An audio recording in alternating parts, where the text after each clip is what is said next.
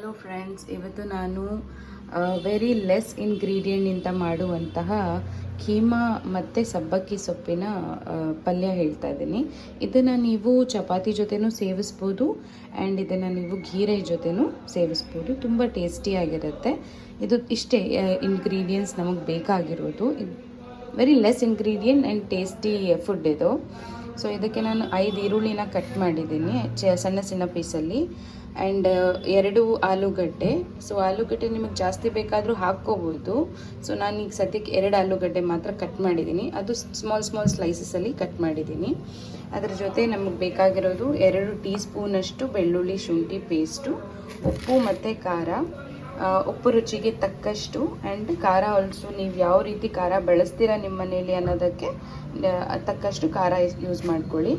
ಅದ್ರ ಜೊತೆ ಅರಿಶಿನ ಜಾಸ್ತಿ ಬೇಡ, ಒಂದು ಅರ್ಧ ಟೀ ಸ್ಪೂನ್ ಅರಿಶಿನ ಸಾಕು. ಸೊ ಸಬ್ಬಕ್ಕಿ ಸೊಪ್ಪು ಮತ್ತು ಕೀಮಾ ನಮ್ಮ ಮೇನ್ ಇಂಗ್ರೀಡಿಯೆಂಟ್ ಆಗಿದೆ. ಕೀಮಾ ಬಂದು ನಾನು ಅರ್ಧ kg ಕೀಮಾ ತೊಗೊಂಡಿದ್ದೀನಿ. ಇದನ್ನು ಹೇಗೆ ಮಾಡೋದು ಅಂತ ನಾನೀಗ ತೋರಿಸ್ಕೊಡ್ತೀನಿ ನಿಮಗೆ. ಫ್ರೆಂಡ್ಸ್, ನಾನು ಕುಕ್ಕರಲ್ಲಿ ಫಸ್ಟ್ ಆಫ್ ಆಲು ಒಂದು 5 ಟೀ ಸ್ಪೂನಷ್ಟು ಆಯಿಲ್ ಹಾಕಿ ಬಿಸಿ ಆಗಲಿಕ್ಕೆ ಬಿಟ್ಟಿದ್ದೀನಿ. ಇದು ತುಂಬ ಚೆನ್ನಾಗಿ ಬಿಸಿ ಆದಮೇಲೆ ಇದರಲ್ಲಿ ನೀವು ಫಸ್ಟ್ ಹಾಕೋದು ಈರುಳ್ಳಿನ, ಹೆಚ್ಚಿ ಇಟ್ಟಿರುವಂತಹ ಈರುಳ್ಳಿನ ಹಾಕೋಣ. ಈಗ ಎಣ್ಣೆ ಬಿಸಿ ಆಗಿದೆ. ಅದ ನಂತರ ನಾನು ಹೆಚ್ಚಿ ಇಟ್ಟಿರುವಂತಹ ಈರುಳ್ಳಿನ ಹಾಕ್ತಾ ಇದ್ದೀನಿ.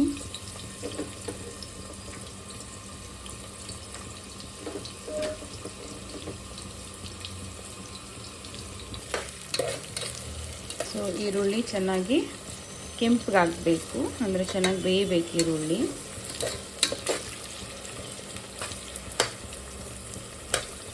ಈರುಳ್ಳಿ ಬೇಯ್ದ ನಂತರ ಇದರಲ್ಲಿ ಬೆಳ್ಳುಳ್ಳಿ ಶುಂಠಿ ಪೇಸ್ಟ್ನ ನಾವು ಇಟ್ಟಿದ್ದೀವಲ್ಲ, 2 ಟೀ ಸ್ಪೂನ್ ಅಂತಹ ಬೆಳ್ಳುಳ್ಳಿ ಶುಂಠಿ ಪೇಸ್ಟ್ನ ಹಾಕೋಣ ಇದರಲ್ಲಿ. ಈರುಳ್ಳಿ ಕಲರ್ ಚೇಂಜ್ ಆಗ್ತಾ ಇದೆ. ಈ ಥರ ಇನ್ನೂ ಸ್ವಲ್ಪ ಚೇಂಜ್ ಆಗಬೇಕು. ಇನ್ನೂ ಚೆನ್ನಾಗಿ ಈರುಳ್ಳಿ ಬೇಯಬೇಕು. ಅದು ಬೇಯ್ದ ನಂತರ ನಾವಿದರಲ್ಲಿ ಬೆಳ್ಳುಳ್ಳಿ ಶುಂಠಿ ಪೇಸ್ಟ್ನ ಹಾಕೋಣ. ಈಗ ಸದ್ಯಕ್ಕೆ ಬೆಳ್ಳುಳ್ಳಿ ಸೊ ಇದು ಇನ್ನೊಂದು 2 ನಿಮಿಷ ಚೆನ್ನಾಗಿ ಬೇಯಲಿ. ಫ್ರೆಂಡ್ಸ್, ಈರುಳ್ಳಿ ಬೇಯ್ದಿದೆ. ನನಗೆ ಇದಕ್ಕೆ ಬೆಳ್ಳುಳ್ಳಿ ಶುಂಠಿ ಪೇಸ್ಟ್ನ ಹಾಕ್ತಾ ಇದ್ದೀನಿ.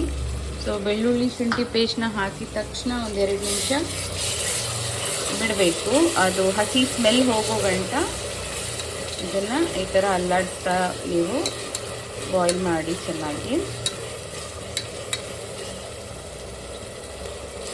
ಸೊ ಇದು ಬೇಯ್ದ ನಂತರ ಹಸಿ ಸ್ಮೆಲ್ ಬರುತ್ತಲ್ಲ ಬೆಳ್ಳುಳ್ಳಿ ಶುಂಠಿದು, ಅದು ಹೋಗುತ್ತೆ.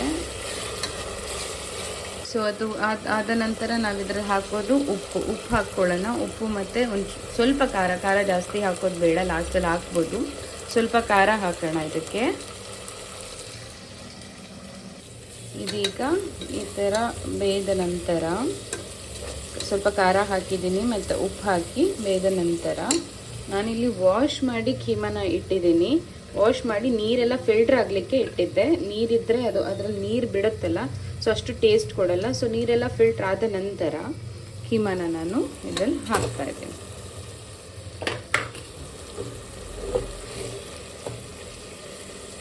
ಸೊ ಈಗ ಇದನ್ನು ಕ್ಲೀನಾಗಿ ಮಿಕ್ಸ್ ಮಾಡ್ಕೊಳ್ಳೋಣ. ಮಸಾಲ ಚೆನ್ನಾಗಿ ಮಿಕ್ಸ್ ಆಗಬೇಕು. ಚೆನ್ನಾಗಿ ನಾನು ಮಿಕ್ಸ್ ಮಾಡಿದ್ಮೇಲೆ ಒಂದು 2 ನಿಮಿಷ ಕಮ್ಮಿ ಸಿಮ್ಮಲ್ಲಿಟ್ಟು ನಾನು ಇದನ್ನು ಬಾಯ್ಲ್ ಆಗ್ಲಿಕ್ಕೆ ಬಿಡ್ತೀನಿ. ಸೊ ಸಂಡೇ ದಿನ ಮಟನ್ ತುಂಬ ಚೆನ್ನಾಗಿರೋದು ಸಿಗುತ್ತೆ.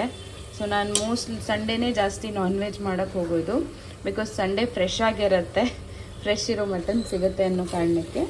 ಸೊ ಇದನ್ನೀಗ ಕಮ್ಮಿ ಇದರಲ್ಲಿ ಬಿಟ್ಟು ಒಂದು 2 ನಿಮಿಷ ಸಿಮ್ಮಲ್ಲಿ ಚೆನ್ನಾಗಿ ಬಾಯ್ಲ್ ಆಗಲಿ. ಅದು ಬಾಯ್ಲ್ ಆದ ನಂತರ ಈ ಕಾರ್ನರಲ್ಲೆಲ್ಲ ಆಯಿಲ್ ಬಂದು ನಿಂತ್ಕೊಳ್ಳುತ್ತೆ. ಆಮೇಲೆ ಸ್ವಲ್ಪ ನೀರು ಬಿಡುತ್ತೆ. ಸೊ ಮಟನ್ ನೀರು ಬಿಡುತ್ತೆ. ಸೊ ಅದು ಟೇಸ್ಟ್ಗೆ ಹಾಗೆ ಆ ನೀರಲ್ಲೇ ಬಾಯ್ಲ್ ಆಗ್ತಾ ಹೋಗಲಿ. 2 ನಿಮಿಷ ಅದನ್ನು ಹಾಗೆ ಬಿಡೋಣ. ನಾನು ಹೇಳಿದ್ನಲ್ಲ, ಆಯಿಲೆಲ್ಲ ಹೀಗೆ ನಿಂತ್ಕೊಳ್ಳುತ್ತೆ. ಆಗ ಸ್ವಲ್ಪ ಅರಿಶಿನ ಪೌಡರ್ ಹಾಕೋಣ. ಅರಿಶಿನ ಹಾಕಿ ಮತ್ತು ಅದನ್ನು ಮಿಕ್ಸ್ ಮಾಡೋಣ.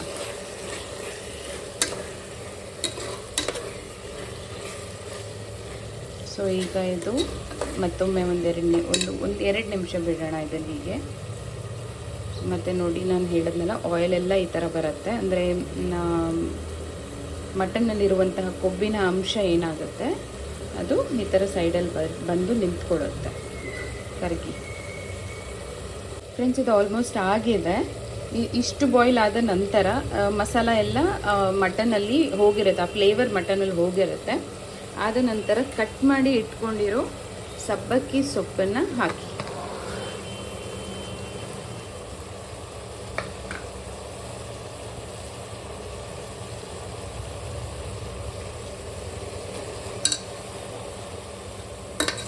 ಸೊ ಇದನ್ನು ಸಹ ಚೆನ್ನಾಗಿ ಮಿಕ್ಸ್ ಮಾಡಿ.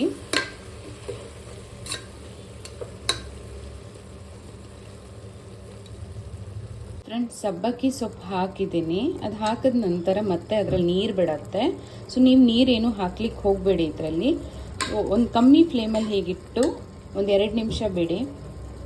ಸೊ ಈಗ ನಾನು ಕಟ್ ಮಾಡಿ ಇಟ್ಟಿರುವಂತಹ ಆಲೂಗಡ್ಡೆನ ಹಾಕ್ತೀನಿ. ಕಟ್ ಮಾಡಿ ಇಟ್ಟಿರುವಂತಹ ಆಲೂಗಡ್ಡೆನ ಹಾಕಿದ್ದೀನಿ ನಾನೀಗ. ಸೊ ಆಲೂಗಡ್ಡೆ ಆದಷ್ಟು ಸಣ್ಣ ಕಟ್ ಮಾಡಿ, ಯಾಕಂದರೆ ಅದು ಬೇಯಬೇಕು. ಸೊ ಮಟನ್ ಹೇಗಿದ್ದರೂ ಆಲ್ಮೋಸ್ಟ್ ಇದು ನಾವು ಹೇಳಿ ತುಂಡು ಕಟ್ ಮಾಡ್ಕೊಂಬಂದಿರೋ ಕಾರಣಕ್ಕೆ ಬೇಯ್ದಿರುತ್ತೆ. ಅದರಲ್ಲಿ ಆಲೂಗಡ್ಡೆ ಹಾಕಿ ಮಿಕ್ಸ್ ಮಾಡಿ. ಫ್ರೆಂಡ್ಸ್, ಇದರಲ್ಲಿ ನೀರೇನು ಹಾಕ್ಲಿಕ್ಕೆ ಹೋಗಬೇಡಿ, ಅದು ನೀರು ಹಾಗೆ ಬಿಡತ್ತೆ. ಫ್ರೆಂಡ್ಸ್, ಆಲ್ಮೋಸ್ಟ್ ರೆಡಿ ಆಗಿದೆ. ಇದರಲ್ಲಿ ನೀವು ನೀರೇನು ಹಾಕ್ಲಿಕ್ಕೆ ಹೋಗಬೇಡಿ. ನಾವು ಹಾಕಿರೋ ಸಬ್ಬಕ್ಕಿ ಸೊಪ್ಪು ಮತ್ತು ಕೀಮಾನಲ್ಲೇ ನೀರು ಬಿಡುತ್ತೆ. ಸೊ ಆ ನೀರಲ್ಲೇ ಆಲೂಗಡ್ಡೆನೂ ಸಹ ಬಾಯ್ಲ್ ಆಗುತ್ತೆ. ಸೊ ನಾನೀಗ ವಿಸಿಲ್ ಬಿಟ್ಟಿದ್ದೀನಿ. 2ರಿಂದ 3 ವಿಸಿಲ್ ಬಿಡಿ. ಸೊ ನೀವು ಎಷ್ಟು ಫ್ರೆಶ್ ಆಗಿರುತ್ತೆ ಮಟನ್ನು ಅಷ್ಟು ಬೇಗ ಬೇಯುತ್ತೆ. ಸೊ ನಾನು 2 ವಿಸಿಲ್ ಇಟ್ಟು ತೆಗೆದಿದ್ದೀನಿ. ನೋಡಿ ಫ್ರೆಂಡ್ಸ್, ತಯಾರಾಗಿದೆ. So this is ready to serve now. Very tasty, ತುಂಬ ಟೇಸ್ಟ್ ಇದೆ. ನೀವು ಇದನ್ನು ಟ್ರೈ ಮಾಡಿ. ನಿಮ್ಗೇನಾದರೂ ಡೌಟ್ ಇದ್ದರೆ ನನಗೆ ಕಮೆಂಟ್ ಮಾಡಿ, ನಾನು ಅದಕ್ಕೆ ರಿಪ್ಲೈ ಮಾಡ್ತೀನಿ. ಸೊ ರೆಡಿ ಟು ಸರ್ವ್ ನೋಡಿ. I started having. ತುಂಬ ಟೇಸ್ಟ್ ಆಗಿದೆ, ಯಮ್ಮಿ ಆಗಿದೆ. ಇದನ್ನು ಚಪಾತಿ ಜೊತೆ ಅಥವಾ ಗೀ ರೈಸ್ ಜೊತೆ ತೊಗೋಬೋದು.